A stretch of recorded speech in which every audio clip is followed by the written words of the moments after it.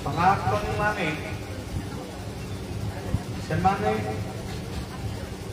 ଏକ ଈଶ୍ୱରଙ୍କୁ ସେ ବିଶ୍ୱାସ କରନ୍ତି। ସେ ଈଶ୍ୱର ହେଉଛନ୍ତି ଗୋଟେ ଅଦୃଶ୍ୟ ଜ୍ୟୋତି। ତାଙ୍କର ଧାମ ହେଉଛି ନିରାକାର ଧାମ। ଯେଉଁ ଧାମକୁ ସୂର୍ଯ୍ୟ ଚନ୍ଦ୍ରାଦି ଦେବତା ମାନେ ଗଲେ ମଧ୍ୟ ଆଉ ଫେରନ୍ତି ନାହିଁ, ସେଇ ହେଉଛି ତାଙ୍କର।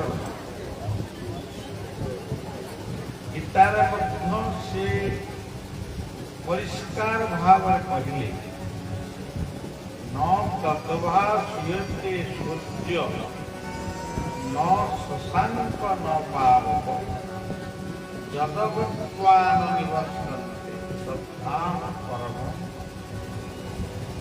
ए गीतार ଯେଉଁଠାକୁ ଗଲେ ସୂର୍ଯ୍ୟ ଚନ୍ଦ୍ରାଦି ଦେବତା ମାନେ ବି ଆଉ ଫେରନ୍ତି ନାହିଁ, ସେଇ ଗୋଟିକ ହଉଛି ମୋର। ଆମେ ଯେମିତି କହୁଛୁ ବୃନ୍ଦାବନ ଧାମ, नवद्वीप धाम, श्रीक्षेत्र पुरुषोत्तम धाम जमी आम कहूँ, सेमती निजे भगवान अवतार भगवान श्रीकृष्ण कहते से निराकार धाम हूँ मोर। कहले ममेई मांस जीवभूत सनातन मनसस्तेन्द्रियाणि प्रकृति जगार मु रही ये संसार को उत्पन्न करे, पालन करे, संहार यही जो उत्पन्न उत्पत्ति स्थिति आउ प्रलय ये तीनोटी शब्दर गोटे शब्द होती गोटे अक्षर होती ओम। मु होची प्रणव सर्ववेदी, मु होची ओंकार रूपी प्रणव। सकल मंत्र मध्य सार त्रिधाम ब्रह्ममु ओंकार।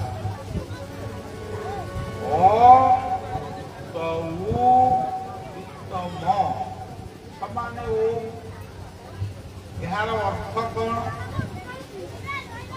उत्पत्ति स्थिति आउ प्रलय। एथि वर्तमान आपण गोटे नामयज्ञ बा सत्संगर आयोजन कले। आज तार अधिवास तेणु ये हूँ सत्संगर उत्पन्न उत्पत्ति। वर्तमान सत्संग चलिले नाम भी चलिले, तेणु ये कौन? ये हूँ ऊ कहले स्थिति। ये कार्यक्रम पुणी आसंता काली शेष हम। ये हूँ म खाली एतिकी भी नुहे। जड़े कृषक कृषि कार्य आरंभ करे, तापरे कृषि क्षेत्र में जहाँ आवश्यक सी ताहा ही करे। शेष शस्य आनी घरे रखे। यही हूँ अम। जो माने कहउचंती जे ये मंत्रटा केवल हिंदू मानकर, आमे तांकु ठीक भावरे बुझेई पारुनु। आमे कहूचु ये आम मंत्र, ଆମେ ଯେତେବେଳେ ଦାବି କରୁଛୁ ଏହା ଆମ ମନ୍ତ୍ର, ଅନ୍ୟମାନେ କହୁଛନ୍ତି ଇଏ ମନ୍ତ୍ର ଆମର ନୁହଁ। କିନ୍ତୁ ଇଏ ଅ ଉ ମ ଇଏ ତିନୋଟି ଅକ୍ଷର ଭିତରେ ସମଗ୍ର ଜଗତ ରହିଛି, ଯାହାକୁ ହିନ୍ଦୁମାନେ କହୁଛନ୍ତି ବ୍ରହ୍ମା ବିଷ୍ଣୁ ମହେଶ୍ୱର। ଆମମାନଙ୍କର ଗୋଟେ ବିଶ୍ୱାସ ରହିଛି ବ୍ରହ୍ମାଙ୍କର ଗୋଟେ ଧାମ, ବିଷ୍ଣୁଙ୍କର ଆଉ ଗୋଟେ ଧାମ, ଶିବଙ୍କର ଧାମ, ଶିବଙ୍କ ଧାମ କୈଳାସ, ବିଷ୍ଣୁଙ୍କ ଧାମ ବୈକୁଣ୍ଠ, ବ୍ରହ୍ମାଙ୍କ ଧାମ ପୁଷ୍କର। ଇଏ ସବୁ ଆମେ ହିଁ ତାକୁ କହୁଛୁ। କିନ୍ତୁ ଇଏ ବ୍ରହ୍ମା ବିଷ୍ଣୁ ମହେଶ୍ୱର ଇଏ ତିନି ଜଣ ଯାକ ଏକ। ସୃଷ୍ଟିକୁ ଯେତେବେଳେ ଉତ୍ପନ୍ନ କଲେ ସେତିକି ବେଳେ ତାଙ୍କ ନାଁ ହେଲା ବ୍ରହ୍ମା। ସୃଷ୍ଟିକି ବର୍ତ୍ତମାନ ପାଳନ କରୁଛନ୍ତି, ବର୍ତ୍ତମାନ ସେ ହେଉଛନ୍ତି ବିଷ୍ଣୁ। ସୃଷ୍ଟି ଯେତେବେଳେ ପ୍ରଳୟ ହବ ତାରି ନାମ ହବ ମହେଶ୍ୱର। ଇଏ ତିନୋଟି ଶବ୍ଦକୁ ଗୋଟିଏ ମୂର୍ତ୍ତି ପାଖରେ ବା ଜଣଙ୍କ ପାଖରେ ତାକୁ ବନ୍ଦନା କରାଗଲା। ସିଏ ହେଉଛନ୍ତି ଆମର ଗୁରୁ। ଆପଣ ଇଏ ପୃଥିବୀରେ ଯେତେ ଧର୍ମ ଦେଖି ନାଁ ଜାଣିଛନ୍ତି, ଯେତେ ଧର୍ମ, ସବୁ ଧର୍ମର ଜଣେ ଜଣେ ଉତ୍ପତ୍ତିକର୍ତ୍ତା ବା ଗୁରୁ ଅଛନ୍ତି। ଇସଲାମ ଧର୍ମର ମହମ୍ମଦ ଯେମିତି, ଖ୍ରୀଷ୍ଟ ଧର୍ମର ଯୀଶୁ ଯେମିତି, ବୌଦ୍ଧ ଧର୍ମର ବୁଦ୍ଧ ସେମିତି, ଜୈନ ଧର୍ମର ମହାବୀର ଯେମିତି। ତେଣୁ ଏଇ ଗୁରୁମାନଙ୍କୁ ବନ୍ଦନା କରାଯାଇଛି। ଗୁରୁ ବ୍ରହ୍ମା, ଗୁରୁ ବିଷ୍ଣୁ, ଗୁରୁଦେବ ମହେଶ୍ୱର।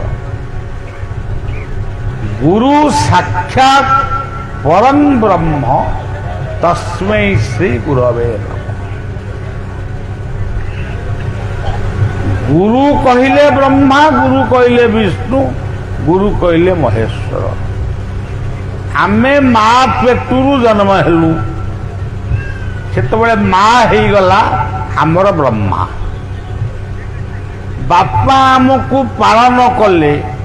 ମୁଁ ଖାଲି ହିନ୍ଦୁ ଧର୍ମ କଥା କହୁନି, ସମଗ୍ର ପୃଥିବୀର ସବୁ ସମସ୍ତଙ୍କ କଥା କହୁଛି।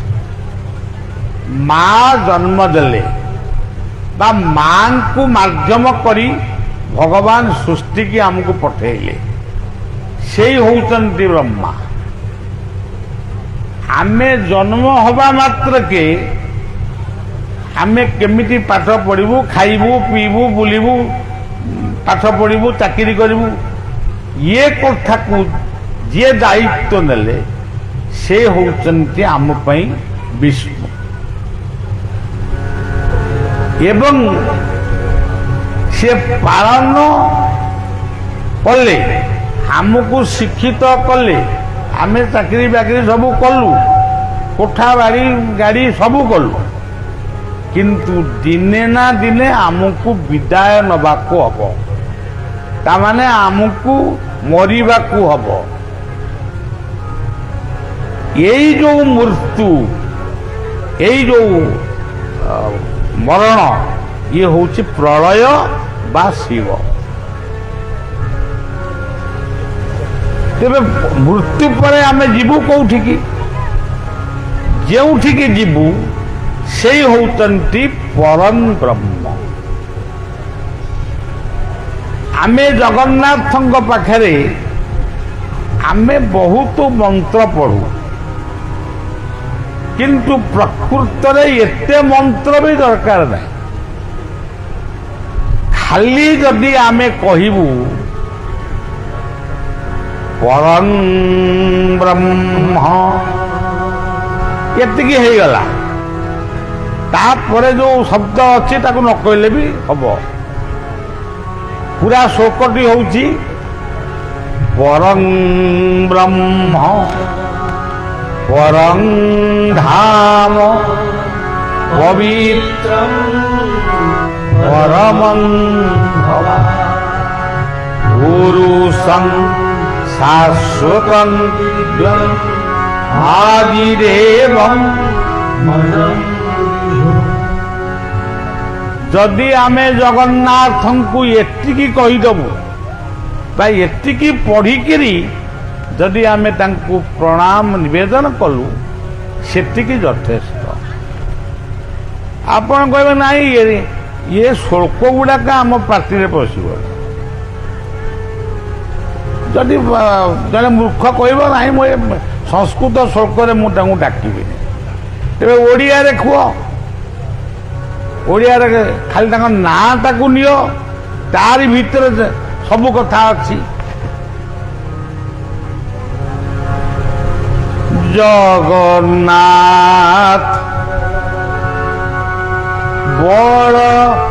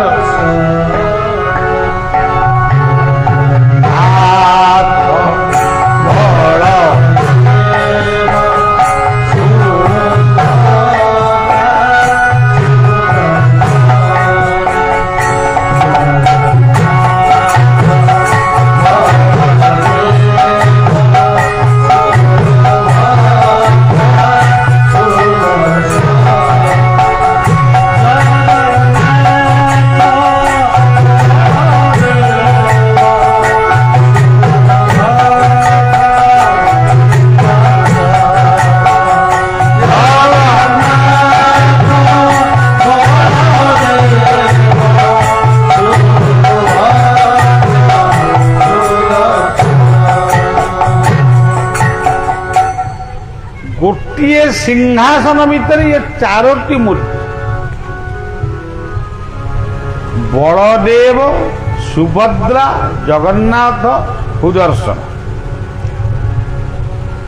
ଆମ ପାଖରେ ତ ଏତେ ସମୟ ନାହିଁ, ଆମେ ତାକୁ ଏତେ ବସିକିରି ଆଲୋଚନା କେତେବେଳେ କରିବା। ଖାଲି ବଳଦେବଙ୍କର ବଟିକୁ ଚିନ୍ତନ କରନ୍ତୁ।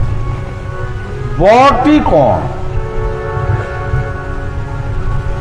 ବ କହିଲେ ଆପଣ ଯେଉଁ ମାଟି ଉପରେ ବସିଛନ୍ତି ତାକୁ କ'ଣ କହନ୍ତି? ବସୁଧା। ସେଇଗୁଡ଼ାକ ସବୁ ଦେଖେଇଲେ ମୋତେ ମୋର ସବୁ ଅନ୍ୟ ମନସ୍କ ହେଉଛି।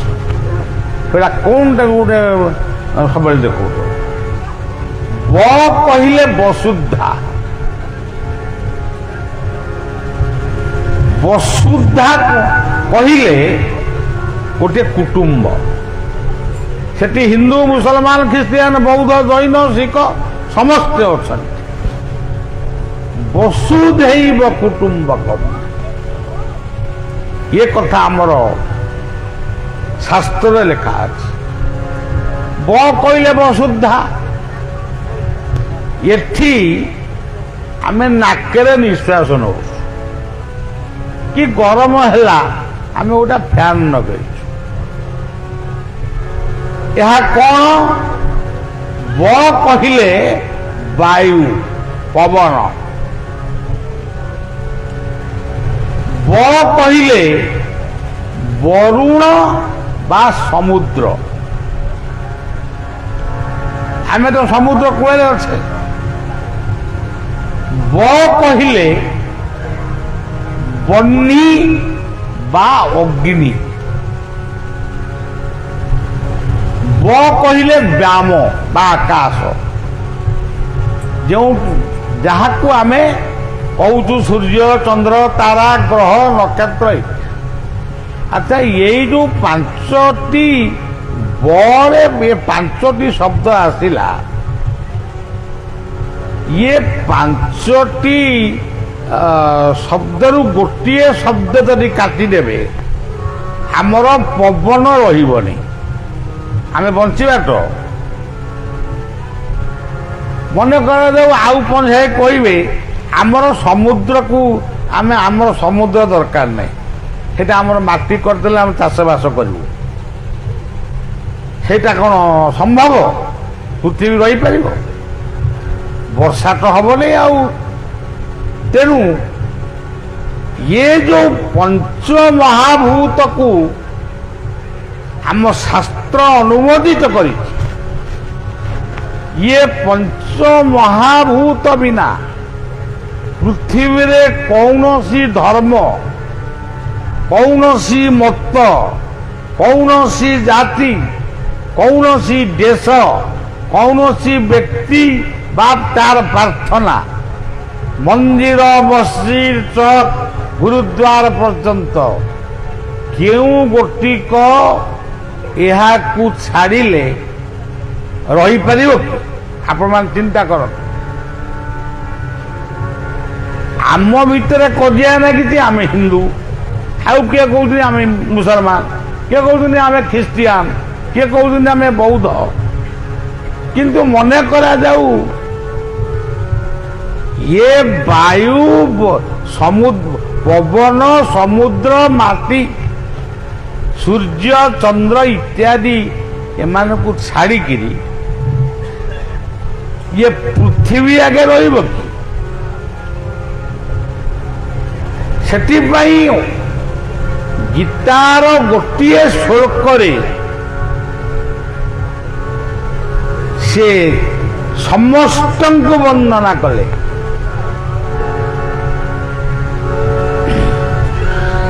ବାୟୁର୍ଜମ କରୁଣା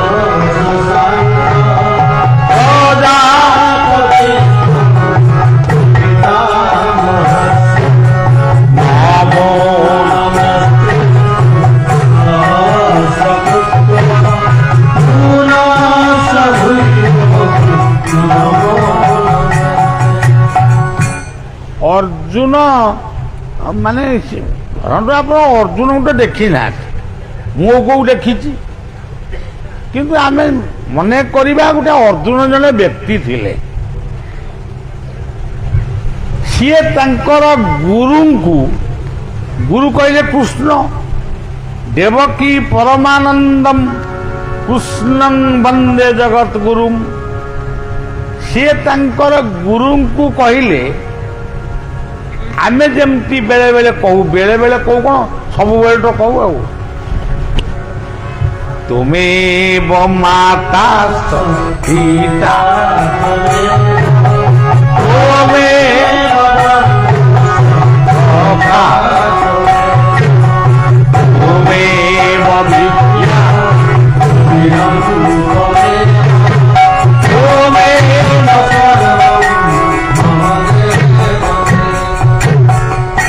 ଆମେ ଆମ ଘରେ ଯୋଉ ବୟସ୍କ ପିତା ମାତା କି ଅଜା ଇଏ ସବୁ ଅଛନ୍ତି, ତାଙ୍କୁ ଆମେ ଠିକ ସମୟରେ ଖାଇବାକୁ ପିଇବାକୁ ଦେଇପାରୁନୁ।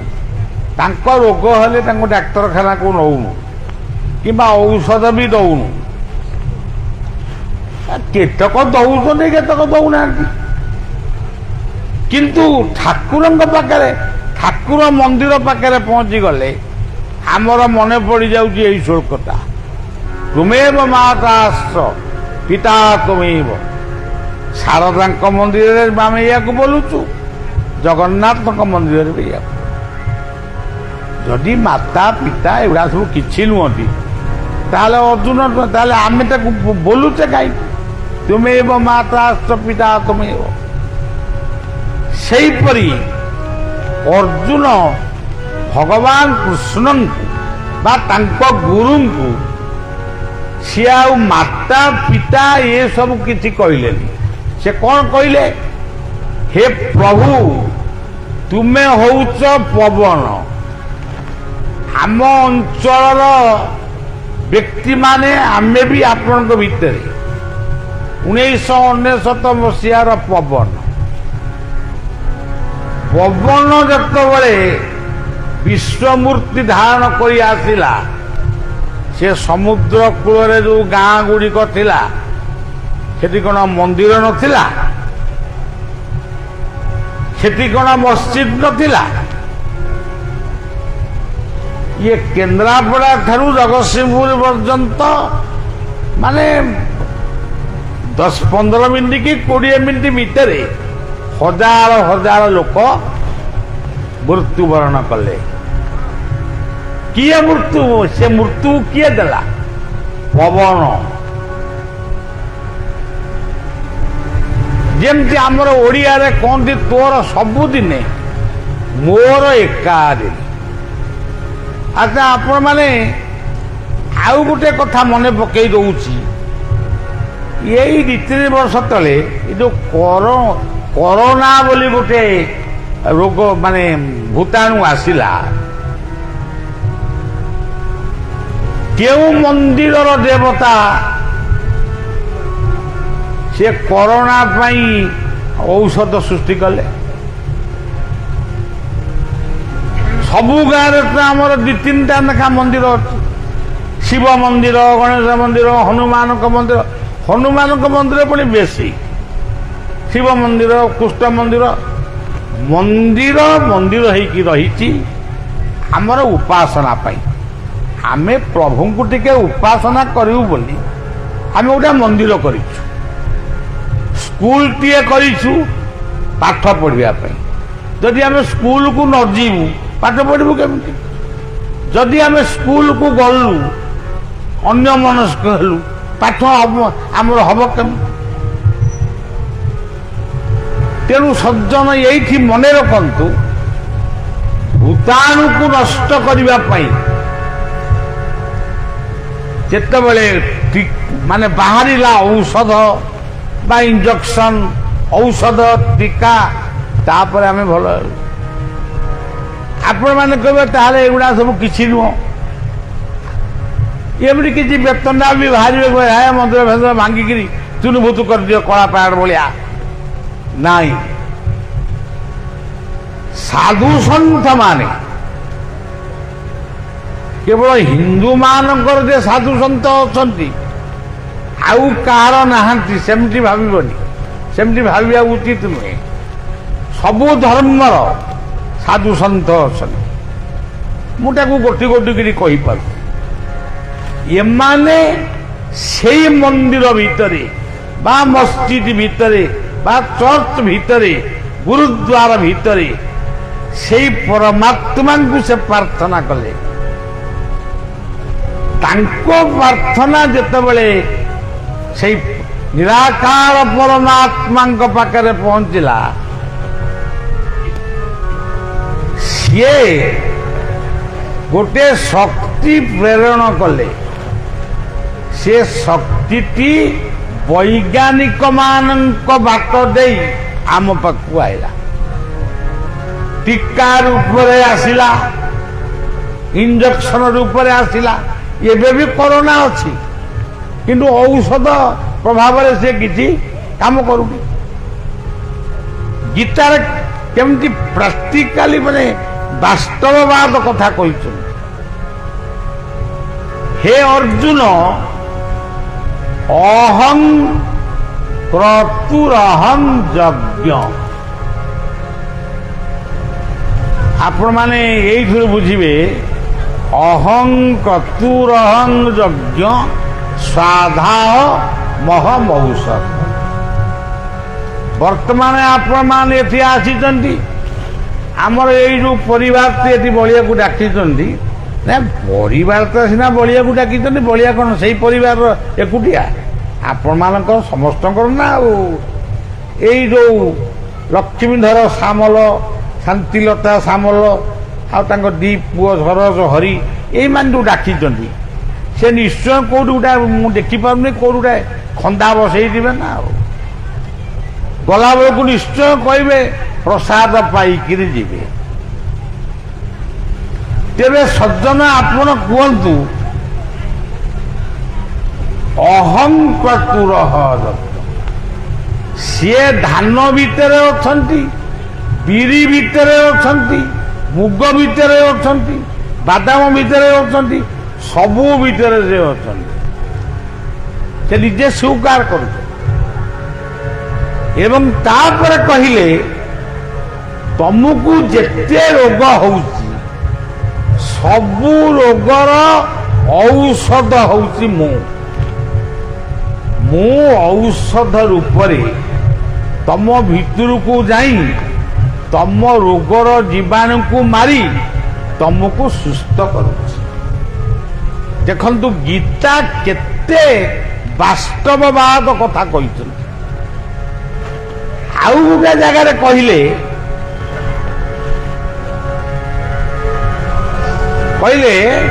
ତମେ ଯୋଉ ଖାଦ୍ୟ ଗୁଡାକ ଖାଉଛ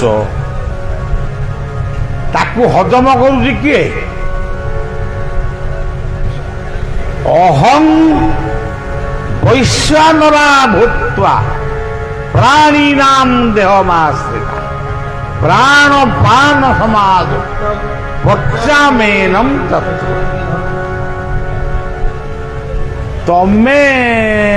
ତମେ କହିଲେ ଆମେ ସମସ୍ତେ, କିଏ ସାଧା ଖାଉଛି କିଏ ଆମିଷ ଖାଉଛି। ଯୋଉ ପ୍ରକାର ଖାଦ୍ୟ ଆଜି ତ ଆପଣମାନେ ଦେଖିବେ, ମାନେ କୁକୁଡ଼ା ଚାଷ ହେଲାଣି। ଆଗରୁ ଆଖୁ ଚାଷ ହଉଥିଲା, ବାଦାମ ଚାଷ ହଉଥିଲା, ଏବେ ମାଛ ଚାଷ, ଆଉ ଗୋଟେ କଣ କୁକୁଡ଼ା ଚାଷ, ତାପରେ କୁମ୍ଭୀର ଚାଷ, ସବୁ ଗୋଟେ ଗୋଟେ ଚାଷ ହେଲେ। କିନ୍ତୁ ମଣିଷ ଚାଷ କେହି କରୁନାହାନ୍ତି। ଏମିତି ସମୟ ଆସିବ ଆପଣଙ୍କର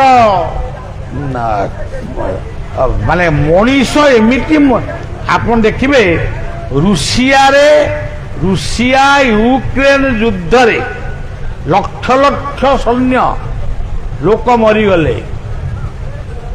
ରୁଷିଆର ଯେ ରାଷ୍ଟ୍ରପତି ସେ ଆହ୍ୱାନ ଦେଲେ ପ୍ରତ୍ୟେକ ବ୍ୟକ୍ତି 2ଟି ବା 3ଟି ସନ୍ତାନ ସୃଷ୍ଟି କର।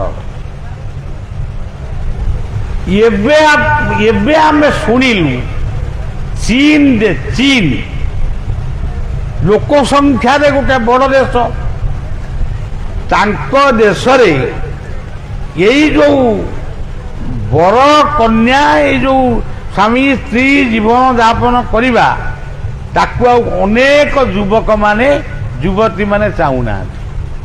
ଆମେ ବାହା ହବୁନି, ତେଣୁ ଲୋକ ସଂଖ୍ୟା କମି ଯାଉଛନ୍ତି। ବର୍ତ୍ତମାନ ତାଙ୍କ ଦେଶର ରାଷ୍ଟ୍ରପତି ତାଙ୍କୁ ମନେଇବା ପାଇଁ ବିଭିନ୍ନ କଳକୌଶଳ ପ୍ରୟୋଗ କରୁଛନ୍ତି।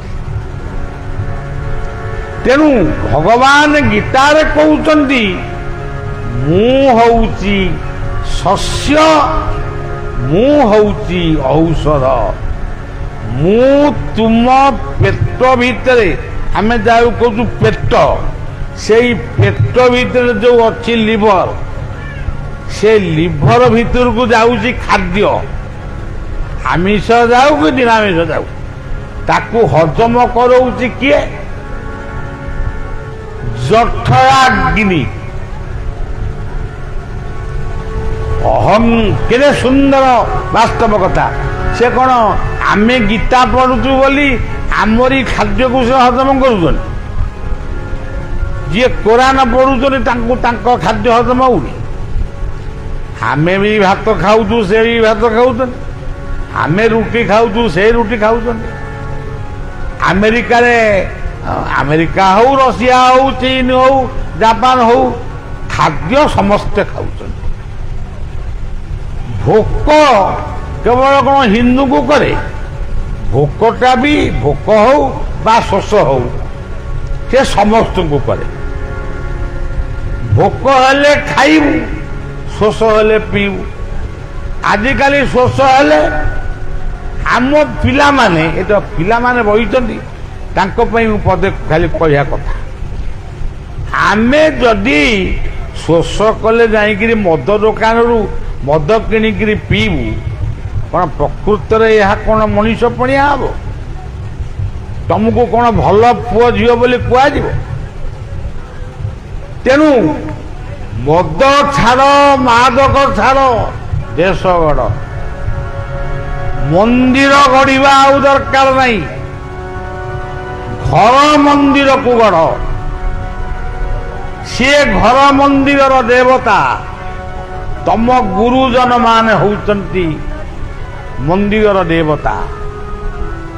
ଯେଉଁ ପିତାମାତାଙ୍କ ମାଧ୍ୟମରେ ହିନ୍ଦୁ ଜନ୍ମ ନେଇଛି, ସେହି ପିତାମାତାଙ୍କ ମାଧ୍ୟମରେ ଖ୍ରୀଷ୍ଟିଆନ ଜନ୍ମ ହେଇଛନ୍ତି, ମୁସଲମାନ ଜନ୍ମ ହେଇଛନ୍ତି, ବୌଦ୍ଧ ଜନ୍ମ ହେଇଛନ୍ତି, ସମସ୍ତେ ଜନ୍ମ ହେଇଛନ୍ତି।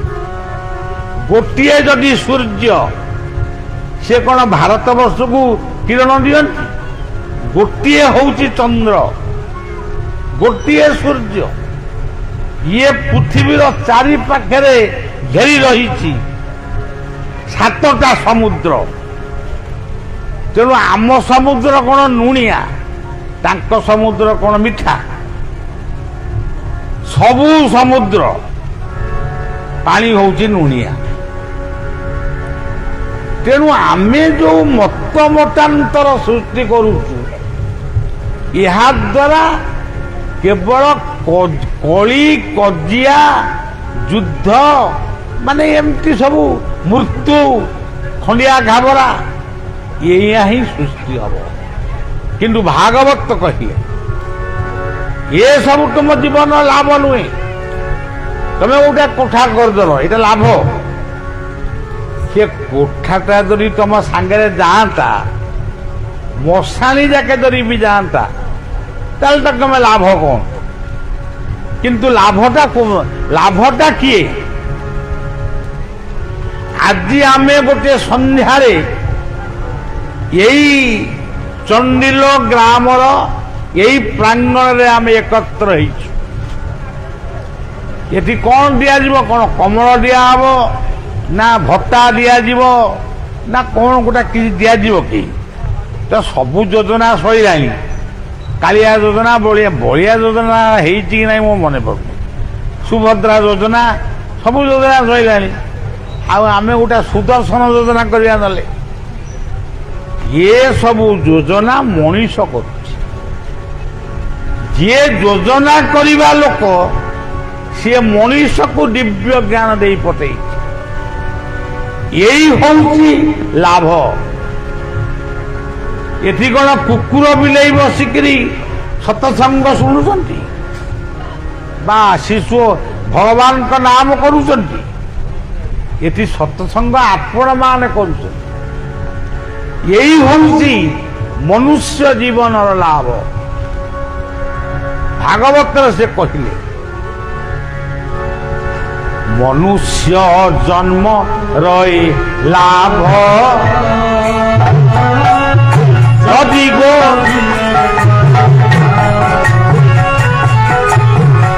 ମନୁଷ୍ୟ ଜନ୍ମ ଲାଭ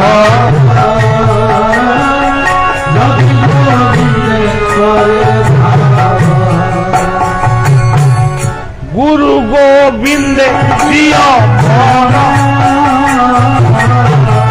রবিব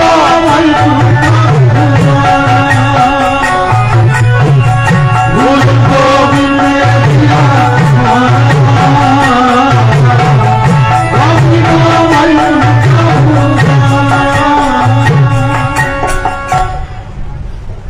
ଆପଣମାନେ ଏଠି ବସିଛନ୍ତି,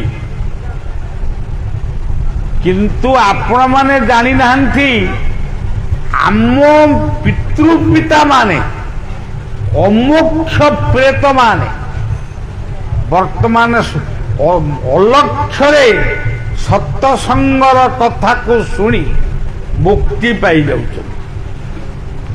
ଏ କଥା ଆପଣମାନେ ବାସ୍ତବରେ ପ୍ରମାଣ କରିପାରିବେନି, କିନ୍ତୁ ଏହା ସତ୍ୟ।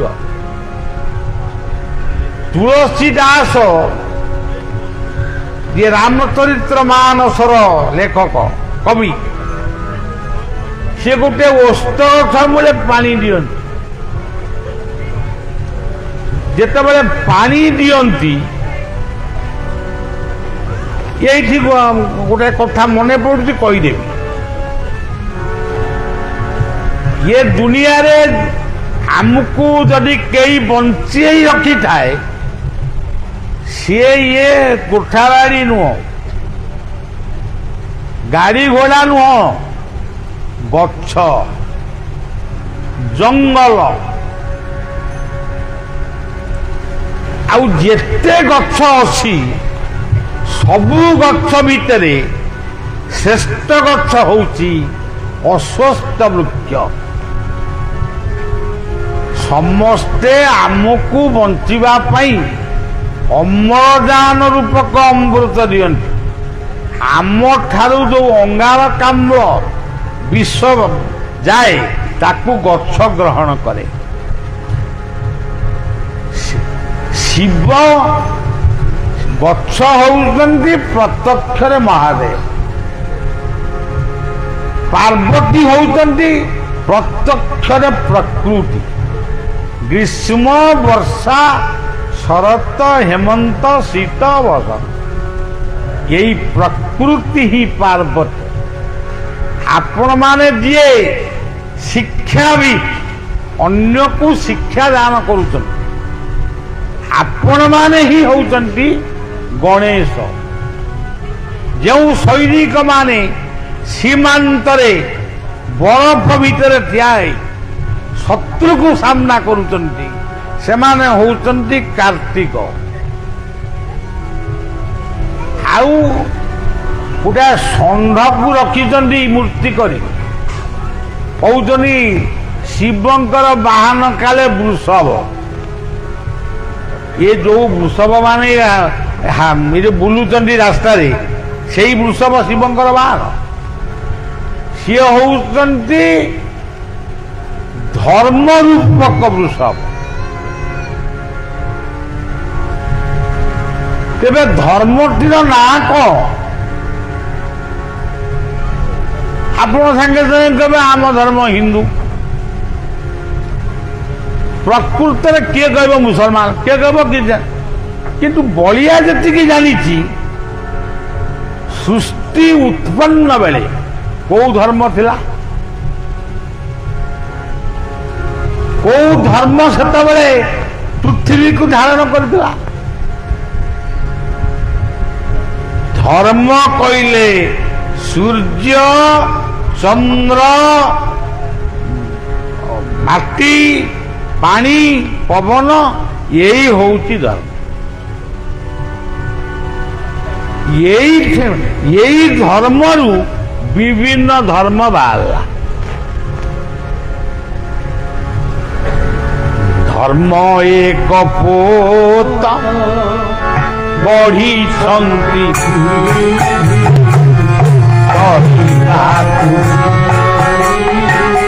संसार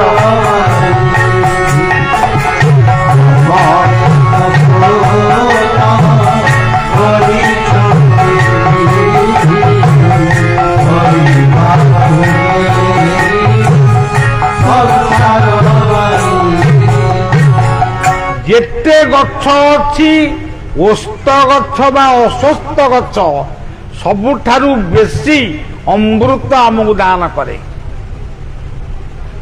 हिंदू माने से अस्वस्थ वृक्ष को पूजा करती। भगवान बुद्ध अस्वस्थ वृक्ष मूल सिद्धि लाभ करथिले। जदि अस्वस्थ वृक्ष जदि भावता मते जीए पूजा करुचंदी मु तांको ही अम्लजान देवी बा अमृत देवी आउ समस्त मरण से कथा कौन अस्वस्थ वृक्ष कहूँ से निरपेक्ष भाव ताकू जी माने बिना कारण रे अस्वस्थ गछ को काटू जालुची फोपाड़ी दउची ताकू भी अम्लजान दउची जी पूजुची ताकू भी अम्लजान दउची। जदि यही कथा को आम ठीक भाव विश्व पहुंचे दे पारिबा ताले केबे भी कहवा नहीं ये होउचंदी हिंदू सी होउचंदी मुसलमान सी होउचंदी क्रिश्चियन। मुझे कहूँ ये हूँ गोटे हिंदू मुसलमान एक संगम स्थली ये अंचल को 40 ବର୍ଷ ପୂର୍ବରୁ ଆଉଛି। ବର୍ତ୍ତମାନ ବଳିଆ ଏଠି ନାମ କରୁଛି। ଆପଣମାନେ ଭାବୁଛନ୍ତି ବଳିଆ ହଉଛି ଜଣେ ହିନ୍ଦୁ, ସିଏ ଯାହା କହୁଛି ବୋଧେ ଆମରି ପାଇଁ କହୁଛି, ମାନେ ଭଗବାନଙ୍କ ପାଇଁ କହୁଛି। ଭଗବାନ କିଏ କ'ଣ ଆପଣମାନେ ଜାଣିଛନ୍ତି? ଭାଗବତରେ କହିଲେ ମଦ ଭକ୍ତା ଯତ୍ର ଗାୟନ୍ତି ତତ୍ର ତିଷ୍ଠାମିନାର। ବର୍ତ୍ତମାନ ଆମ ମନ୍ଦିରରେ ସବୁ ଦେବୀ ଦେବତା ମାନେ ବର୍ତ୍ତମାନ ଏଇଠି ଅଛନ୍ତି। ସେ ପଳେଇ ଆଇଲେଣି ନା, ଆଉ ଆପଣମାନେ ପଛରେ ଆଇଲେ। ଯେତେବେଳେ ସେ ଶୁଣିଲେ ଏଠି ସତସଙ୍ଗ ହବ, ସେ ଦେବୀ ଦେବତା ମାନେ ଆଉ ମନ୍ଦିର ଭିତରେ ନାହାନ୍ତି, ଆଲ୍ଲା ମସଜିଦ ଭିତରେ ନାହାନ୍ତି। ଆଲ୍ଲା ମସଜିଦ ଭିତରେ ଅଛନ୍ତି, କିନ୍ତୁ ଏଠି ବି ଅଛନ୍ତି। ମନ୍ଦିର ଭିତରେ ଦେବୀ ଦେବତା ଅଛନ୍ତି, ଇଏ ସତସଙ୍ଗରେ ଅଛନ୍ତି। ସେଥିପାଇଁ ତୁଳସୀ କହିଲେ ବିନୁ ସତସଙ୍ଗ ବିବେକ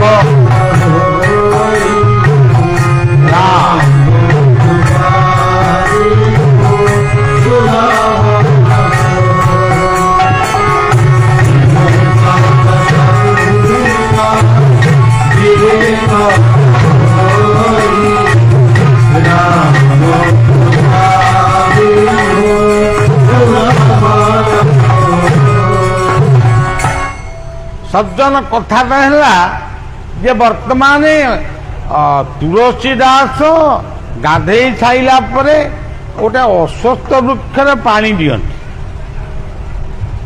ନାମ କ'ଣ କରନ୍ତି? ଶ୍ରୀରାମ ଜୟ ହେ ରାମ ଜୟ ଶ୍ରୀରାମ।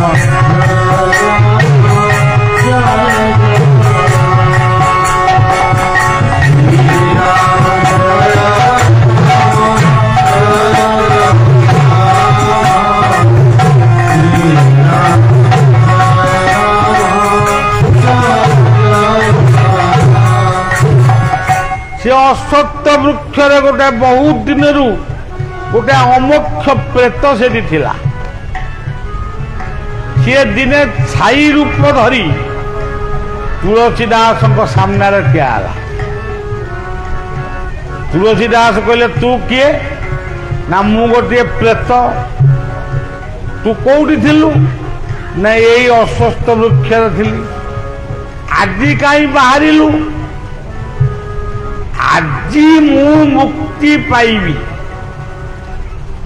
ଆଉ ଅଳ୍ପ ସମୟ ପରେ ମୁଁ ବୈକୁଣ୍ଠକୁ ଯିବି। କେମିତି ମୁକ୍ତି ପାଇବି? ଆପଣ ଯୋଉ ପବିତ୍ର ରାମ ରାମ ନାମ କରି ମତେ ଜଳ ଟିକେ ଦାନ କରୁଛନ୍ତି, ସେଇ ପବିତ୍ର ରାମ ନାମ ଶବ୍ଦରେ ମୁଁ ଆଜି ମୁକ୍ତି ପାଇବି, ମୁଁ ବୈକୁଣ୍ଠକୁ ଯିବି। ତୁଳସୀ ଦାସ ସାଙ୍ଗେ ସାଙ୍ଗେ କହିଲେ, ତମେ ମୋ ନାମ ଶୁଣିକିରି ମୁକ୍ତି ପାଇବ? ନା ହଁ। ସେ ପ୍ରେତ କହୁଛି, ତମ ପାଇଁ ମୁଁ ଯେତେବେଳେ ମୁକ୍ତି ପାଇବି, ତମେ ଗୋଟେ ବର ମାଗ, ମୁଁ ବର ଦେବି। ତୁଳସୀ ଦାସ ଭାବିଲେ, ଇଏ ଗୋଟେ ପ୍ରେତ, ଇଏ କି ବର ଦେବ? ତମେ କି ବର ମତେ ଦେବ? ମୁଁ ଯାହା ଖୋଜୁଛି ତମେ କ'ଣ ଦେଇପାରିବ? ନା ତମେ କୁହ କ'ଣ ତୁମେ ବର ମାଗୁଛ? ତୁଳସୀ ଦାସ କହିଲେ, ମୁଁ ବର ମାଗୁଛି ରାମଙ୍କୁ ଦେଖିବି।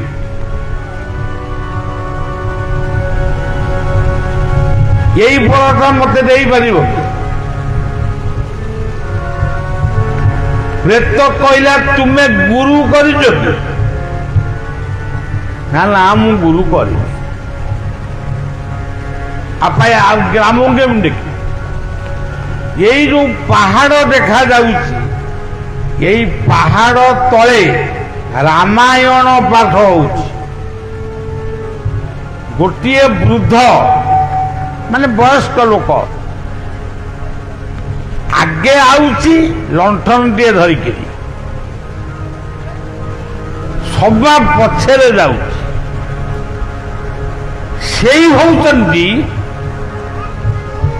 ହନୁମାନ, ହନୁମାନଙ୍କର ମାୟା ରୂପ। ସମସ୍ତେ ଯେତେବେଳେ ଯିବେ ତମେ ଆଉ ଯିବନି, ସିଏ ତମକୁ କହିବ ତୁମେ ଯାଉନା, କିନ୍ତୁ ତମେ ତା କଥାରେ ଭୁଲିବନି।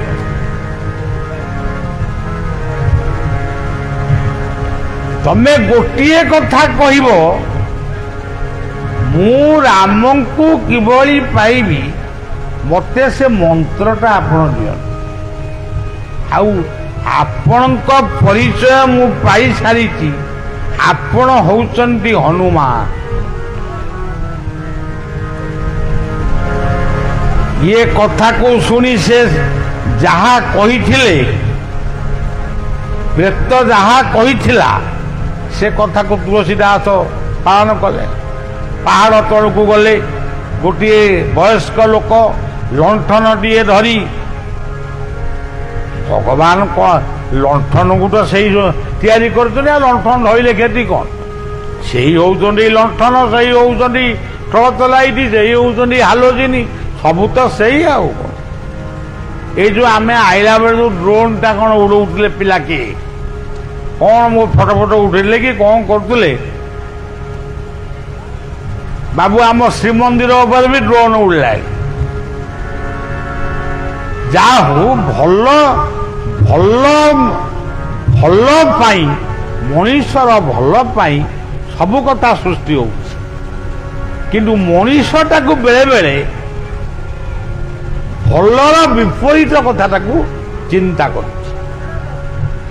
ହନୁମାନ ସେ ବୟସ୍କ ଲୋକଟି ଆସିଲେ, ଇଏ ରାମାୟଣ ଶୁଣିଲେ, ତାଙ୍କୁ କହିଲେ ତମେ ଯାଉନା, ନା ଆପଣ ଯାଉନାହାନ୍ତି, ନା ତମେ ଗଲେ ମୁଁ ଯିବି, ନା ମୁଁ ଯିବିନି। ହନୁମାନ କହିଲେ କଣ? ସେଇଠି ସେ ସାଷ୍ଟାଙ୍ଗ ଦଣ୍ଡବତ କଲେ।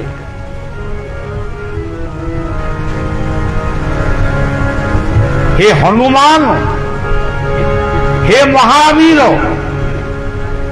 मु आपणकर परिचय पाई। आपण किए? आपण मते गोटे मंत्र दियंतु, जो मंत्र मु रामन को पाई। सी जेते भूलेले ये जमा बोलिले, से प्रेत कथा को मने पकेले। शेषे से गोटे मंत्र देले, कहले आजी ठारू काली ठारू आउ ये सभारे मते देखिबनी। आज शेष संध्या तमे मोर परिचय पाइल, तेणु मु भी आज विदाय नौची। मु आउ एठिक आसी किंतु रामायण पाठ। तेणु सज्जन, मंत्रर शक्ति रही, प्रार्थनार शक्ति रही। तेणु मु आपण को कोटा कहूँ, वायुपुत्र हनुमान,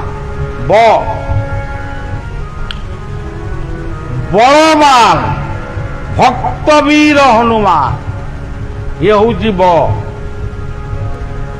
आम देहरे बल थिबारु आमे आई। मनर बल, धनर बल, जनर बल, ये इलेक्ट्रॉनिक पावर, कंप्यूटर, ये सबू बल होउचंती बलदेव। नथाऊ पछे पाखरे धन, मनरे अच्छी बल। मनर बले हरि पाए दुनिया आउ पछे मनरे अच्छी, मनर बले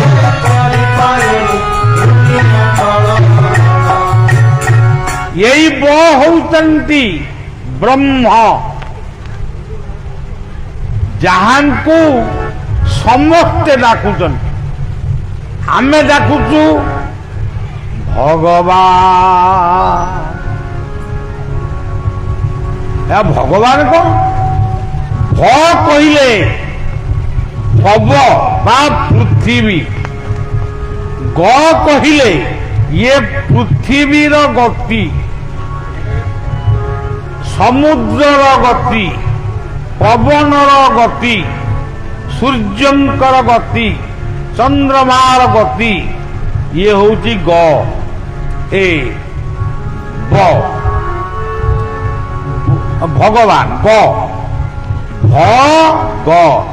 ଗ କହିଲେ ଗୁରୁ, ଗ କହିଲେ ଗୋବିନ୍ଦ, ଗ କହିଲେ ଗୋମାତା, ଗ କହିଲେ ଗଙ୍ଗା, ଗ କହିଲେ ଗାୟତ୍ରୀ,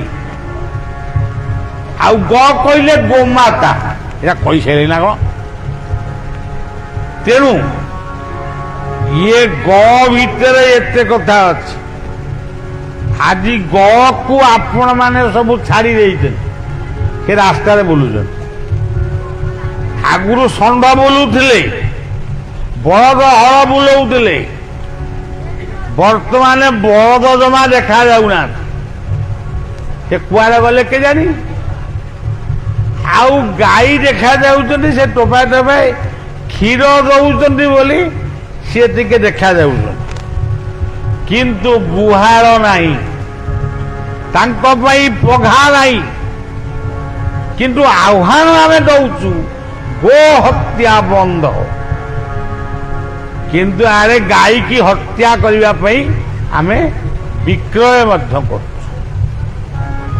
ତେଣୁ ହ ଆଉ ଗ, ଭଗ ବା କହିଲେ ନିଶ୍ୱାସ, ପବନ। ଭାଗବତରେ କେମିତି କହିଲେ, ପ୍ରଥମେ ଏକ ବ୍ରହ୍ମ ଥିଲା, ଦ୍ୱିତୀୟ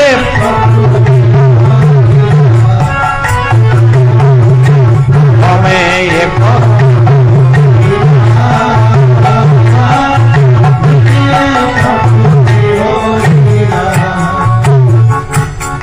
ଏତେ କଥାକୁ କେହି ବୁଝିବା ପାଇଁ ଖୁବ ଆପଣମାନେ ଅଳ୍ପ ଲୋକ କିଏ ବୁଝିବେ। ତେଣୁ ଏତେ କଥା ଆମେ କଷ୍ଟିଆ କଷ୍ଟିଆ କଥା କହିବା। ପ୍ରଥମେ ନିରାକାର ଥିଲେ, ସୃଷ୍ଟି ଯେତେବେଳେ ସୃଜନା କଲେ ସେତେବେଳେ ପ୍ରକୃତି ମାକୁ ଜନ୍ମ ଦେଲେ, ସେଇଠି ବଟା ପୁଣି ବାରେ ପରିଣତ ହେଲା। ଆପଣମାନେ ଆମ ମା ମାନେ ତ ବେଶୀ ଗାଆନ୍ତି, ଏବେ ଆଉ ଗାଉ ନଥିବେ, ଏ ଗାଉଛନ୍ତି କି କଣ ମୁଁ କହିପାରିବି।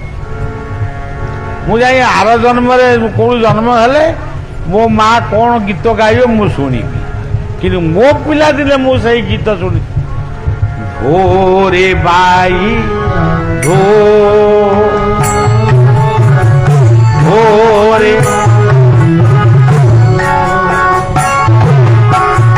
ভোরে ভাই ভোরে ভাই কেউটিয়ারি বড় মান, কেউটিয়ারি বড় মান, সেই টিয়ারি ভোরে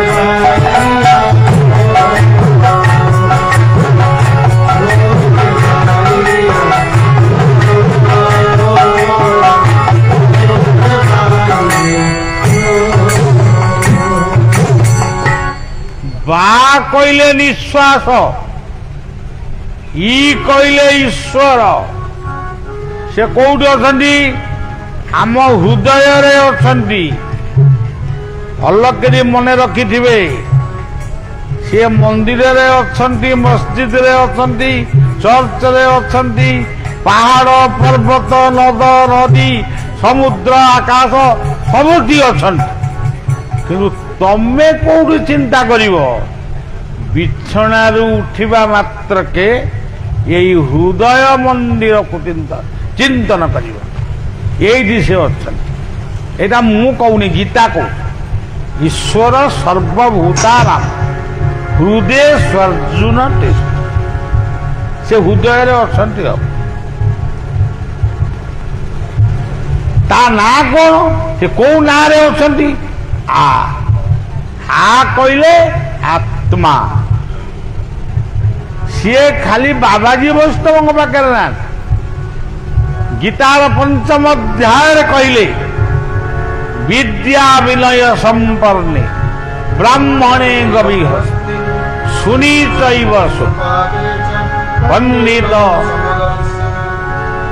ତାକୁ ଭାଗବତ ଆହୁରି ସରଳ କରିଦେଲେ।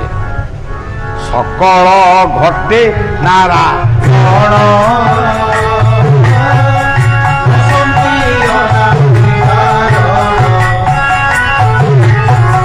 ସକଳ ଘଟେ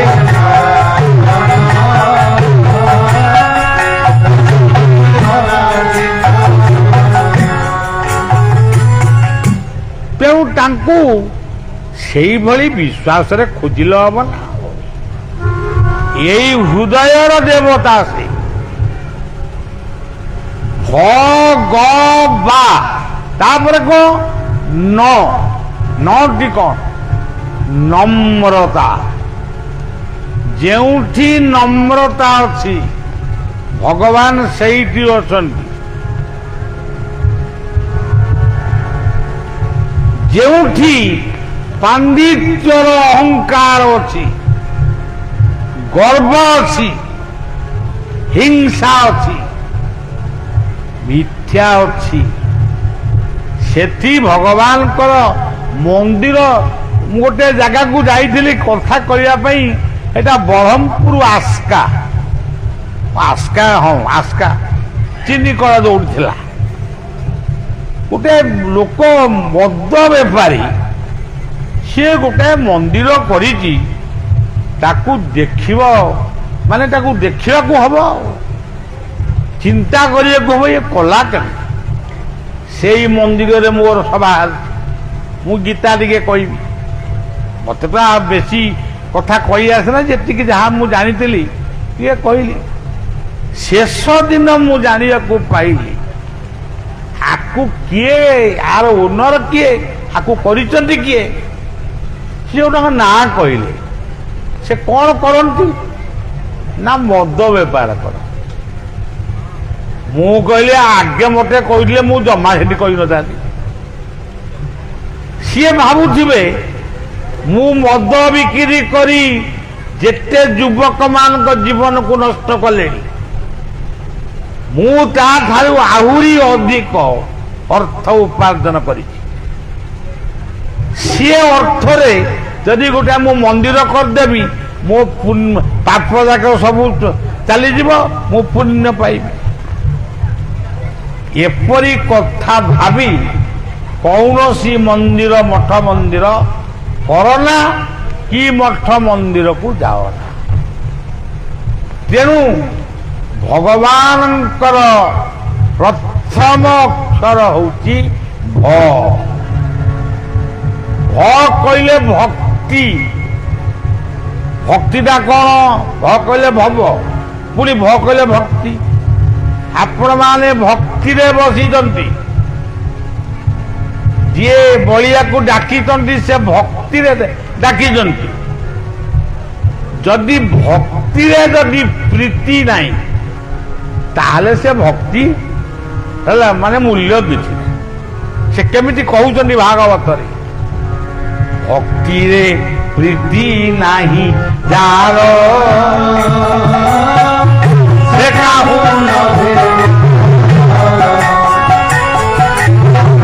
ଭକ୍ତିରେ ପ୍ରୀତି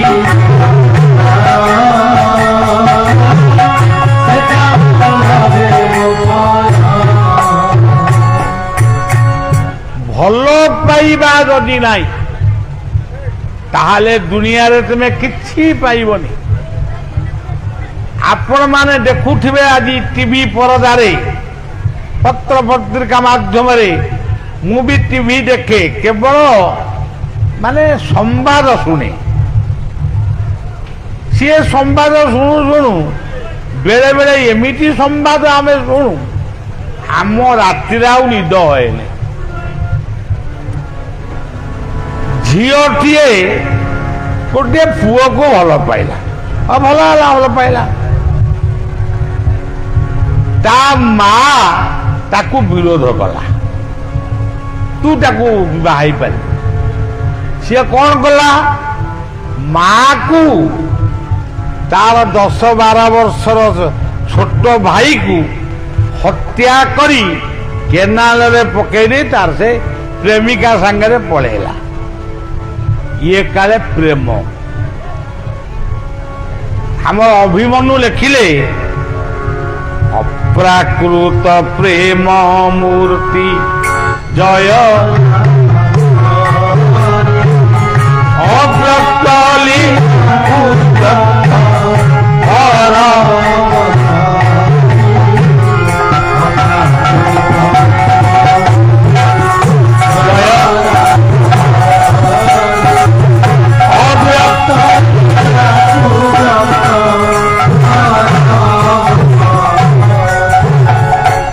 ଯେଉଁମାନେ ଭଲ ପାଇବାକୁ କହୁଛନ୍ତି ଲଭ୍, ସିଏ ଆଗେ ଜାଣିଛନ୍ତି ହ୍ୱାଟ୍ ଇଜ୍ ଲଭ୍।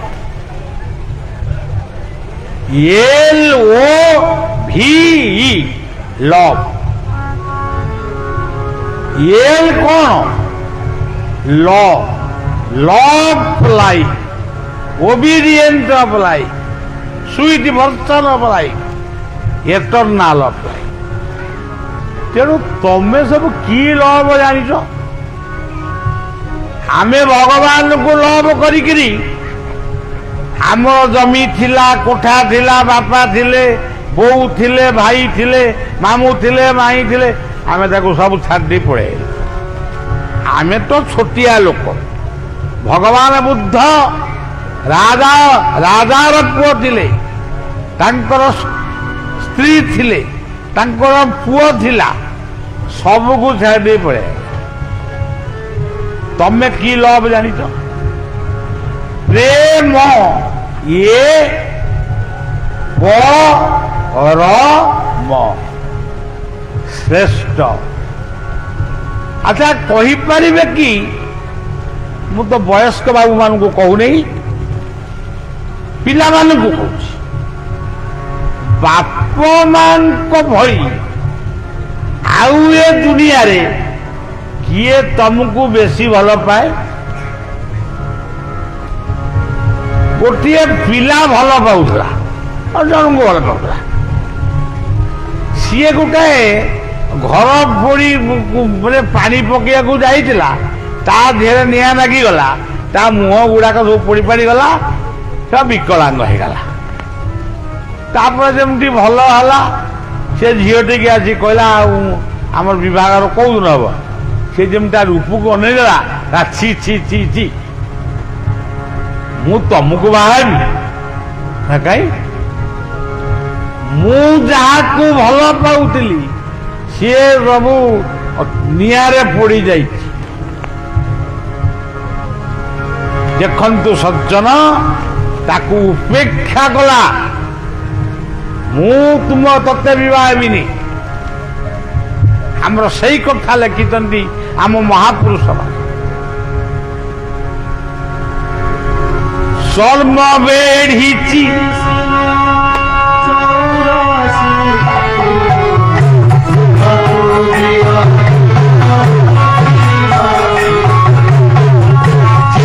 ପ୍ରତିମା କାୟ ଦିଶୁ ଭିତରେ ଦେଖ কিনার ধর্মবে চৌরাশি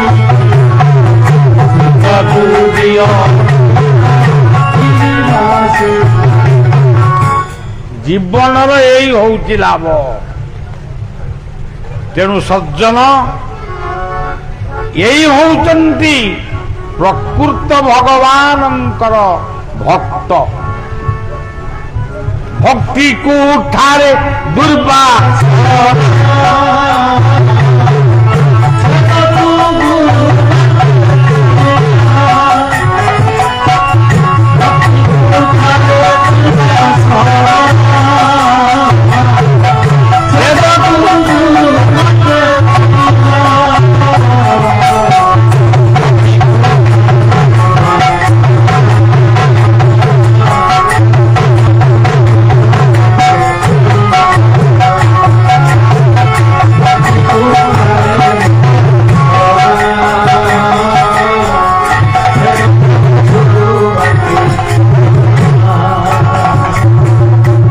ସଜ୍ଜନ ଏମିତି କଥା ସବୁ କହିଲେ ରାତି ପାଇବ। ରାତି କ'ଣ ପାଇବ? 10-15 ରାତି ଚାଲିଯିବ, ତଥାପି ଚଳିବ ନାହିଁ। ଅନନ୍ତଙ୍କ କଥା ସବୁବେଳେ ଅନନ୍ତ। ମୁଁ ଗୋଟେ ଛୋଟିଆ ପତଙ୍ଗ, ମୁଁ ଆପଣମାନଙ୍କୁ କ'ଣ କହିବି? ମୋ ଜୀବନର ଯେତିକି ଅନୁଭୂତି ये समग्र भारतवर्ष बुली मु पाई ताकू जदि बखाणी सी मास मास धरी शेष हब नहीं। आमे केवल मंदिर गढ़ुचु सीना, किंतु आमर से भल पाइबा राम को मंथरा बेसी भल पाऊला। ଆପଣ କହିବେ ମନ୍ଥରା ରାମଙ୍କୁ ବେଶୀ ଭଲ ପାଉଥିଲା, ଆପଣଙ୍କ ମନକୁ ଯିବନି, କିନ୍ତୁ ମୋ ମନକୁ ତ ଯାଏ। ଆଉ ଯେତେବେଳେ ରାମାଭିଷେକ ହବାର ଦିନ ମୁହୂର୍ତ୍ତ ମାନେ ସ୍ଥିର ହେଇଗଲା, ମନ୍ଥରା ଶୁଣିଲା ରାମ ରାଜା ହେବେ।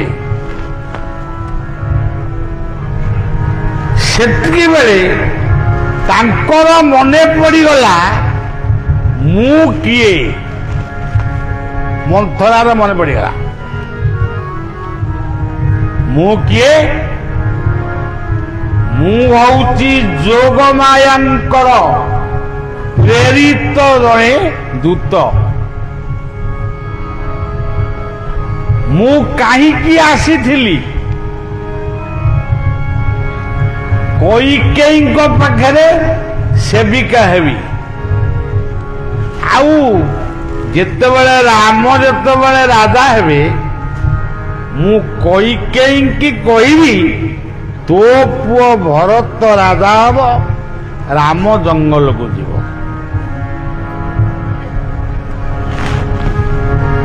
ରାମଙ୍କୁ ଜଙ୍ଗଲ ମୁଁ କାହିଁ ପଠେଇବି? ସିଏ ମୋର କ'ଣ କ୍ଷତି କଲେ କି? ଜଙ୍ଗଲରେ ଲୁଚି ରହିଥିବା ଅସାମାଜିକ ଲୋକ, ସିଏ ଗୁଣ୍ଡା ହୁଅନ୍ତୁ ବା ହୁଣ୍ଡା ହୁଅନ୍ତୁ, ରାକ୍ଷସ ହୁଅନ୍ତୁ। ରାକ୍ଷସ ବୋଲି ଗୋଟେ ଜାତି କିଛି ନାହିଁ। ଆମେ ହିଁ ରାକ୍ଷସ, ଆମେ ହିଁ ଦେବତା, ଆମେ ହିଁ ମଣିଷ।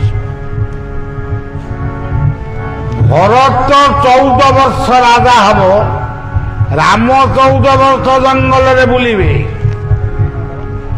ଜଙ୍ଗଲର ଦେଶର ଚାରିପାଖରେ ଜଙ୍ଗଲରେ ଜଳଦସ୍ୟୁ, ସ୍ଥଳଦସ୍ୟୁ, ଆକାଶଦସ୍ୟୁ, ସବୁ ଦସ୍ୟୁ ଚୋରଙ୍କୁ, ଆତଙ୍କବାଦୀ ମାନଙ୍କୁ ସେ ନିପାତ କରିକିରି ଆସିବେ। ତାପରେ ଭରତ ତାଙ୍କର ସିଂହାସନ ଛାଡ଼ିବେ, ମୋ ରାମ ବସିକିରି ସୁନ୍ଦର ଭାବରେ ରାଜ୍ୟ ପାଳନ କରିବେ। ଆଉ ତେଣୁ ମନ୍ଥରାଙ୍କ ଭଳି ଜଣେ ନାରୀ ଆଜି ବି ନାହିଁ। ଆଜି ସବୁ ମାନେ ଯାହାକୁ କହନ୍ତି କଳୁଗୁରି, କଳୁଗୁରି ଗୋଟେ କହନ୍ତି, କଳୁଗୁରି।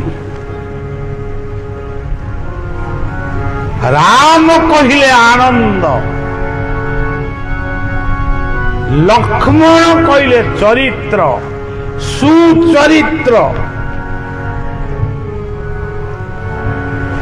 ସୀତା କହିଲେ ପବିତ୍ର। ତମେ ଯଦି ପବିତ୍ର ରହିବ ତାହେଲେ ଗଙ୍ଗାର ସ୍ନାନ ନ କଲେ ବି ଚଳିବ। ଭରତ କହିଲେ ଭକ୍ତି, ଗୁରୁଙ୍କୁ ଗୁରୁଜନଙ୍କୁ ଭକ୍ତି। ଶତ୍ରୁଘ୍ନ କହିଲେ ଯିଏ ଜୀବନରେ ଦୁର୍ଜୟ ମହାଶତ୍ରୁ, ଏ ଗୀତାର କଥା, କାମ ରୂପକ ଶତ୍ରୁ, ଅଯଥା କାମନା ରୂପକ ଶତ୍ରୁକୁ ଯିଏ ନିଧନ କରିପାରିଛି, ଜୟ କରିପାରିଛି, ସେଇ ରାମଙ୍କର ପ୍ରକୃତ ଲୋକ। ଆଉ ହନୁମାନ କିଏ? ହ କହିଲେ ହରି, ନୁ କହିଲେ ନୁମ, ନମସ୍କାର ପ୍ରଣାମ।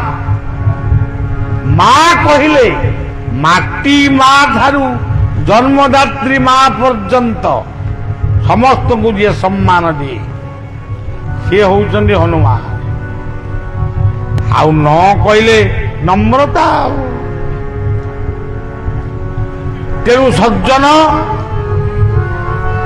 କୈକେୟୀ ହଉଛନ୍ତି ଆଉ ଗୋଟିଏ ନାରୀ। ସେ ନାରୀ ହଉଛନ୍ତି ବିପ୍ଳବିଣୀ। ଗୋଟାଏ ବିପ୍ଳବ ସୃଷ୍ଟି କରିଥିଲେ। ଯଦି ତମର ବଡ ରାଣୀର ପୁଅ ଯଦି ରାଜା ହବ ତାହେଲେ ତମେ କାହିଁ ତିନିଟା ବାହା ହଉଥିଲ?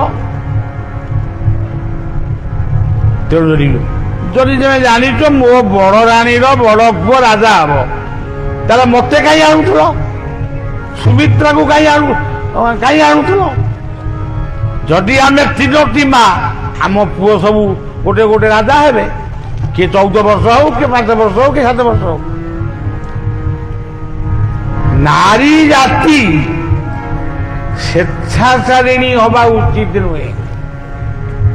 ନାରୀ ଯେତେବେଳେ ବିପ୍ଳବିଣୀ ହବ, ଯୁବକମାନେ ଯେତେବେଳେ ଦେଶକୁ ଦୁର୍ନୀତି ମୁକ୍ତ କରିବା ପାଇଁ ଯେତେବେଳେ ସେମାନେ ଜାଗ୍ରତ ହେବେ, ସେତେବେଳେ ସୁନାର ଦେଶ, ଇଏ ସୁନାର ଭାରତ ପୁଣି ସୁନା ହେଇଯିବ। ଆଉ ପିଲାମାନେ ଯଦି ମଦ ଖାଇ ରାସ୍ତାରେ ଗଡ଼ିବ, ଚରସ ବ୍ରାଉନ ସୁଗାର ଖାଇବ, ମୁଁ ତ ଖାଲି ଗଞ୍ଜେଇ କଥାଟା କହିଲି ବୋଲି ମତେ ଟିଭି ପରଦାରେ ଶୋଧିଲେ ସବୁ କେତେକ ପଣ୍ଡିତ। ତେଣୁ ସଜ୍ଜନ, ଆମ ପୁରାଣ ଅନେକ ଉପାଖ୍ୟାନ ଲେଖିଛି, କିନ୍ତୁ ସେଇ ଉପାଖ୍ୟାନ ଭିତରେ ରହିଛି ଆମ ମଣିଷ ପାଇଁ, ମାତୃଜାତି ପାଇଁ, ପିତୃଜାତି ପାଇଁ, ପୁରୁଷ ପାଇଁ, ନାରୀ ପାଇଁ, ଆବାଳ ବୃଦ୍ଧ ବନିତା ମାନଙ୍କ ପାଇଁ ସୁନ୍ଦର ବାର୍ତ୍ତା। ରାମ ଯେତେବେଳେ 14 ବର୍ଷ ଜଙ୍ଗଲରୁ ଫେରିଲେ, କୌଶଲ୍ୟା, କୈକେୟୀ, ସୁମିତ୍ରା, ସେତେବେଳେ ଦଶରଥ ତ ନଥିଲେ, ସେ ତ ବିଧବା ହେଇଯାଇଥିଲେ। ବିଧବା ମାଙ୍କୁ ଆଜି ଦେଖିଲେ ଆମେ କହୁଛୁ ଅଶୁଭ। ପୁଅ ବାହା ହବାକୁ ଯାଉଛି, ଜନ୍ମଦାତ୍ରୀ ମା ଯାଇ କବାଟ କଣେ ଲୁଚିଛି, କାଳେ ମୋ ବିଧବା ମୁହଁଟାକୁ ସେ ଦେଖିଦବ। କିନ୍ତୁ ରାମ ଯେତେବେଳେ ଫେରିଲେ ଲକ୍ଷ୍ମଣ ସୀତାଙ୍କୁ ନେଇ, ସେତେବେଳେ ଏଇ କୌଶଲ୍ୟା, କୈକେୟୀ, ସୁମିତ୍ରା, ଇଏ 3 ଜଣ ଯାକ ତାଙ୍କୁ ବନ୍ଦାପନା କରି ଘରକୁ ନେଇଥିଲେ। ତେବେ ଆମ ପତିହରା ମା ମାନେ ବା ବିଧବା ମା ମାନେ ଲକ୍ଷ୍ମୀ ପୂଜା କାହିଁକି କରିବେନି? କାହିଁକି ଏମାନେ ମାନେ ପୁଅ ଝିଅଙ୍କୁ ବନ୍ଦାପନା କରିବେନି? କି କଥା ଇଏ? ଏଗୁଡାକ ଅତି ନାଙ୍କର କଥା। ତେଣୁ ଏ ଅନ୍ଧବିଶ୍ୱାସକୁ ହଟାଅ। ସମାଜ ଯଦି ଗଠନ କରିବାକୁ ଚାହୁଁଛ ଅନ୍ଧବିଶ୍ୱାସକୁ ଦୂରେଇ ଯାଅ। ତାପରେ ରାମ କଣ କଲେ? ଇଏ ତିନି ମାଙ୍କୁ ଦଣ୍ଡବତ କରି ସାରି କୌଶଲ୍ୟା ମାଙ୍କୁ ପଚାରିଲେ, ମା ମୁଁ ତ ଆସିଲି, ତମେ କାହିଁ କାନ୍ଦୁଛ? ମା ଆସିଗଲେଣି। ଆଚ୍ଛା ମା ମନ୍ଥରା କୋଉଠି ଅଛି କି? କୌଶଲ୍ୟା ଭାବିଲେ ଏ କଣଟାକୁ ମାରିବ ନା କଣ? ମୋ ପୁଅ ରାମ ସେମିତି ନୁହଁ। ସିଧା ସିଧା କହିଦେଲେ, ସେଇ ଘରେ ଶୋଇକିରି ସେ କାନ୍ଦୁଛି। ରାମ ଲକ୍ଷ୍ମଣ ସୀତା ମନ୍ଥରାଙ୍କ ଘରର କବାଟକୁ ମାନେ ଶବ୍ଦ କଲେ। ସେ କବାଟ ଖୋଲିଲା ବେଳକୁ ସାକ୍ଷାତ ରାମ, ଲକ୍ଷ୍ମଣ ଆଉ ସୀତା। ମନ୍ଥରା ସାଷ୍ଟାଙ୍ଗ ଦଣ୍ଡବତ କରି କାନ୍ଦିଲା, ମୋରି ପାଇଁ ତୁ 14 ବର୍ଷ ଜଙ୍ଗଲକୁ ଗଲୁ, ତୁ ମତେ ଆଗ ତୋ ଧନୁଷରରେ ତୁ ମତେ ଆଗେ ବଦ୍ଧ କର। ମୁଁ ଜଣେ କଳଙ୍କିନୀ, ମୁଁ ଜଣେ ପାପୀ। ସୀତା ତାଙ୍କୁ କୋଳେଇ ଧଇଲେ, ରାମ ତାଙ୍କୁ ଆଉଁସି ଦେଲେ, ଲକ୍ଷ୍ମଣ ତାଙ୍କ ପାଦକୁ ଚିପି ଦେଲେ। ଆରେ ନା, ମା କେବେ ଅଲକ୍ଷଣୀ ହେଇପାରେ ନା। ତୁ ଆମକୁ ଜଙ୍ଗଲକୁ ପଠେଇଥିଲୁ ବୋଲି ଆମେ କେତେ ସାଧୁ ସନ୍ଥ ଋଷିମାନଙ୍କର ଆଶ୍ରମ ଦେଖିଲୁ, ବନ ପାହାଡ଼ ପର୍ବତ ନଦ ନଦୀ ଝରଣାକୁ ଦେଖିଲୁ। ତୁ ହଉଛୁ ଆମ ପାଇଁ ଆଦ୍ୟାଶକ୍ତି ମା। ଇଏ ହଉଛି ପବିତ୍ର ରାମାୟଣ।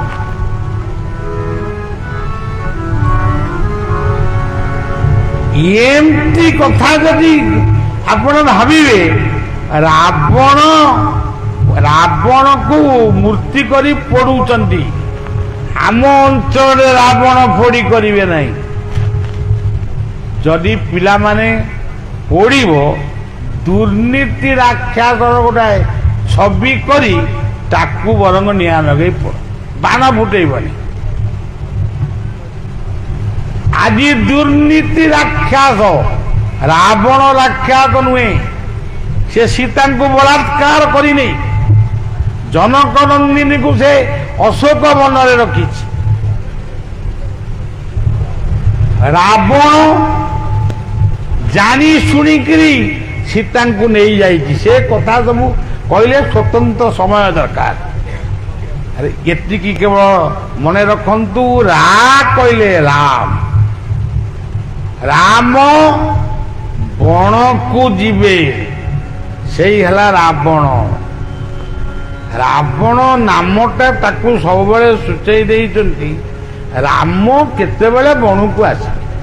ମୁଁ ମାଙ୍କୁ ନେଇ ଆସିଲେ ଲଙ୍କା ଭିତରକୁ, ରାମ ଆପେ ଆପେ ଆସିବେ। ଆଉ ଏଇଠି ଲକ୍ଷ୍ମୀ ନାରାୟଣଙ୍କର ଭେଟ ହବ। ଆଉ ଯୋଉଠି ରାମ ବୋଲି ଶବ୍ଦ ଆସିବ, ସେ ଶବ୍ଦ ଭିତରେ ଆସିବ ରାବଣ ମରିବ। ରାମ, ରାବଣ ଶବ୍ଦର ଅର୍ଥ ହଉଛି ବାକ୍ୟ ବିର।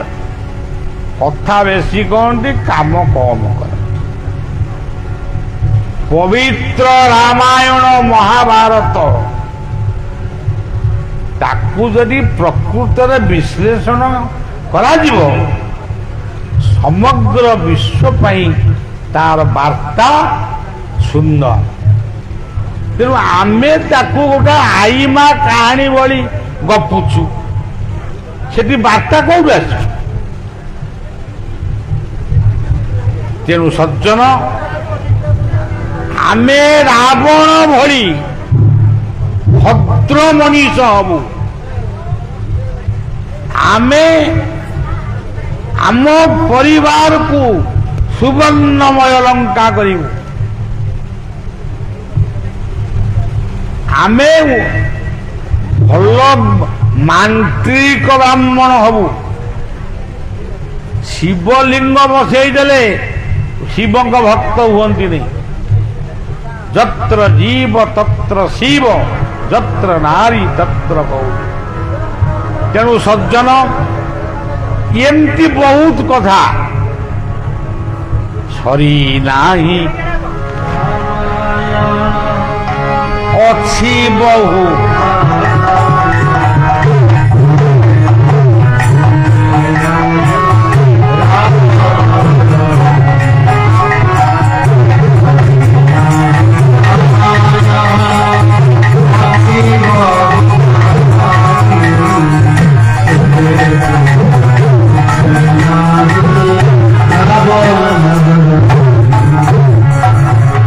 সরিনি মহাভা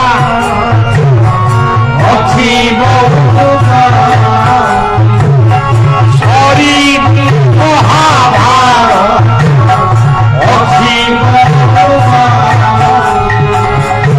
এবে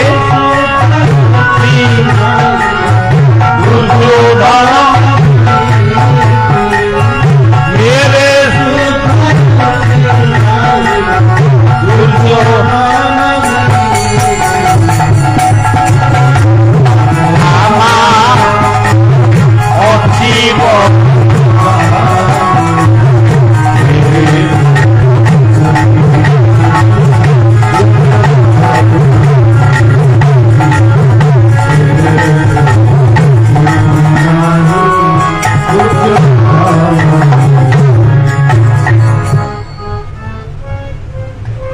ସଜ୍ଜନ, କଥା ତ ବହୁତ। ବଳିଆର କଣ୍ଠରେ ବି ବିତାନ ନାହିଁ, ସ୍ୱର ନାହିଁ। ଆଉ ମୋ ପାଟି ଜୀବ ସବୁ ଘା ହେଇଗଲାଣି। ଆଉ ସବୁଦିନେ ମୁଁ କହୁଛି, ଆଉ କାଲି କହୁଥିଲି ଇନ୍ଦିପୁରେ, ଆଜି କହୁଛି ଏଇଟା କଣ ଚଣ୍ଡିଲ, ଆଉ ଓଇଖିନା ଯିବି ରଘୁନାଥପୁର। ସେଠି ଆଜି ରାତିରେ କିଛି କହିବିନି, ବିଶ୍ରାମ ନେବି, କାଲି କହିବି, ତାପରେ ଯିବି ଭଦ୍ରକ। ଏମିତି କହୁ କହୁ କହୁ କହୁ ମୋର ବୟସ ବହୁତ ହେଇଗଲା। ତେଣୁ ଆଉ କେଇଟା ଦିନ ଏ ସଂସାରରେ ରହିବି। ଆପଣମାନଙ୍କୁ ଏମିତି ଟିକେ ଟିକେ କଥା କହିକିରି ଦୁନିଆରୁ ବିଦାୟ। লিভি লিভিয়া জীবন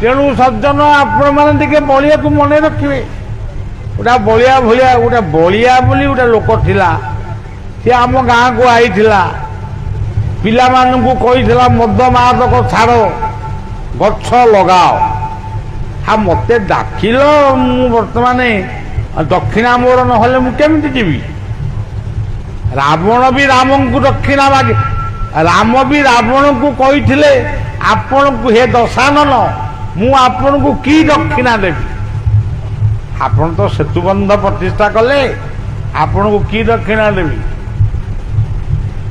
सी रावण कही रावण जदि गोटा अभद्र लोक होता सी कही मु सीता को मागुची से कौन कहला प्रभु मुक्ति मते मुक्ति दियो तेणु सज्जन आपण माने यही सत्संग बसी किछि कथा शुणुचंती मोर दक्षिणा होउची परिवार को वैकुंठ कर मंदिर मस्जिद आम अंचल रही मु मस्जिद रे प्रार्थना करिछि बक्सी बाजार मस्जिद रे ओम पीर मस्जिद रे जाग हे अनंत तुम्हें मु प्रार्थना करी ता भीतर भी मु देखी मोर इष्ट देव अनंत को जी अल्लाह से अनंत ଏ ଯୋଉ ବିଭେଦ ସୃଷ୍ଟି ହଉଛି ଇଏ କେବଳ ମଣିଷର ବିଚାରରେ ক্ষুদিত পাপ বুদ্ধি ছাড় খগপতি চরণে জড়। তেণু সজ্জন ছোট বুদ্ধি ছাড়ি আমি উদার হবা। পিলামানে তুমে ভদ্র হুଅ। এই আইলা বেলে কেতে গুড়াক সিনেমা ଦେଖିକିରି ମୁଁ ଆଇଲି କେତେ ଗୁଡ଼ାଏ। ଗୋଟାଏ କଣ ଏଇଟା ମୋଟର ସାଇକେଲ ନା କଣ କହନ୍ତି କେଜାଣି 5 ଜଣ ବସିଛନ୍ତି। ଏଇଥିରୁ ବୁଝିବେ ଆଜି ପିଲାମାନଙ୍କର ଜୀବନ ସେମାନେ ନିଜକୁ କେମିତି ନଷ୍ଟ କରୁଛନ୍ତି। 5 ବର୍ଷ 10 ବର୍ଷ ଆୟୁଷ କମି ଯାଉଛି। କେବଳ ଗୁଟୁକା ଖାଇଲେ 5 ବର୍ଷ କମିବ, ମଦ ଖାଇଲେ 6-7 ବର୍ଷ କମିବ।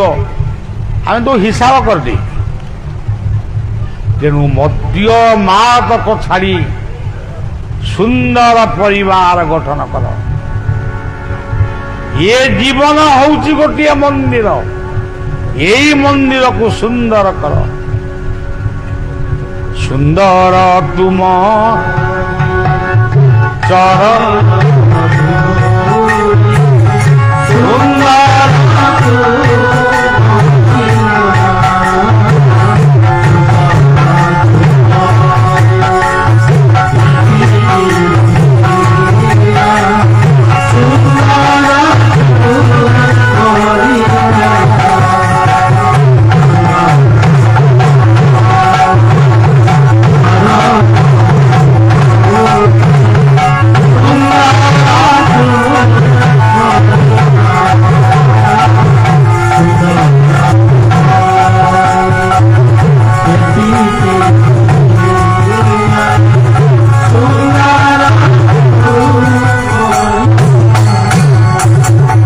ଆମର ଏଇ ଅଞ୍ଚଳରେ କେତେ ବଢିଆ ବଢିଆ କଥା ଅଛି।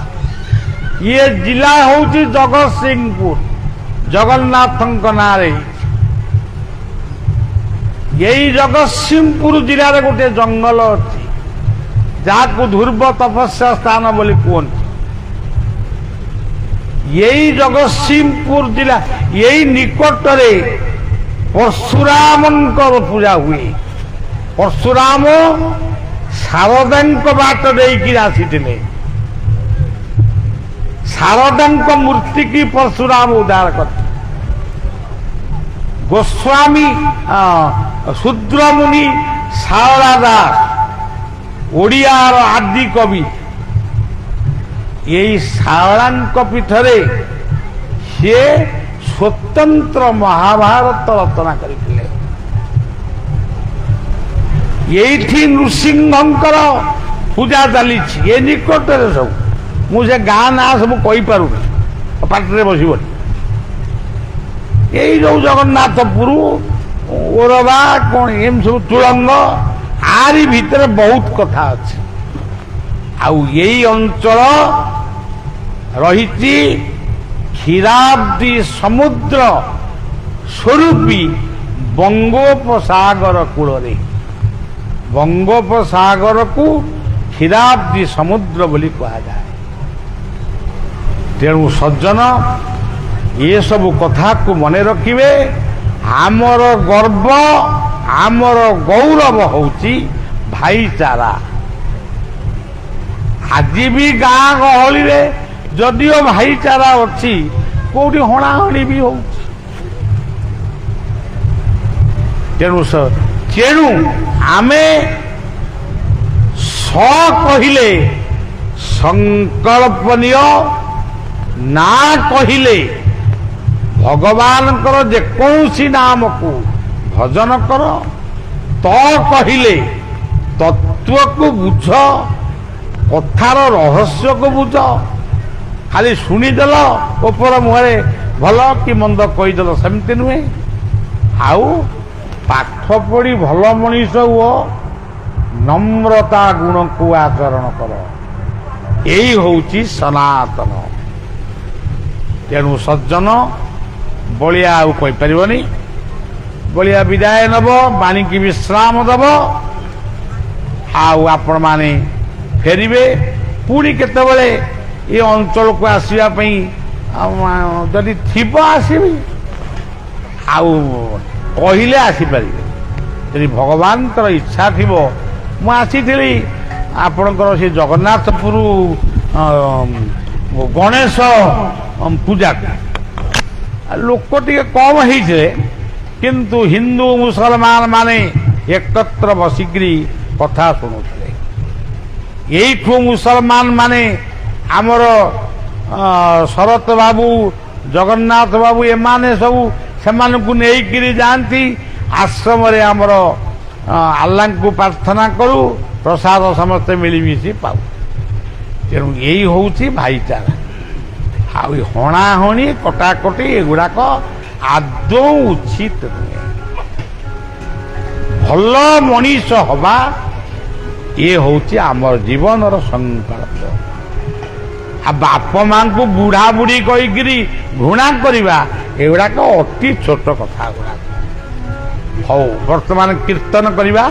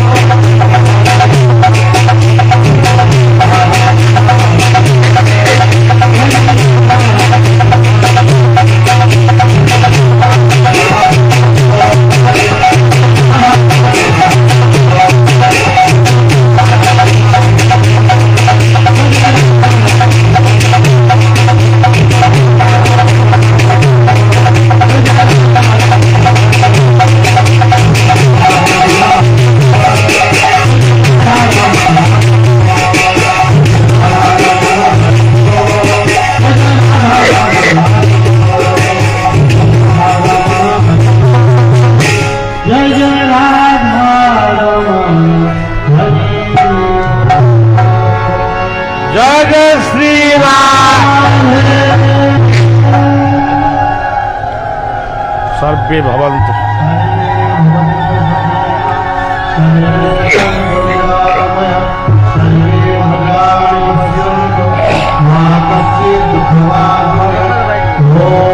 शांति शांति शांति।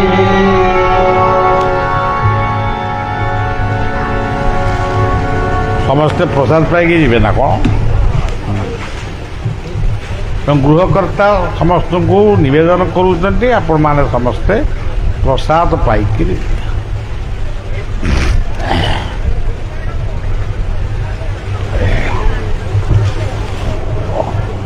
माला टा जन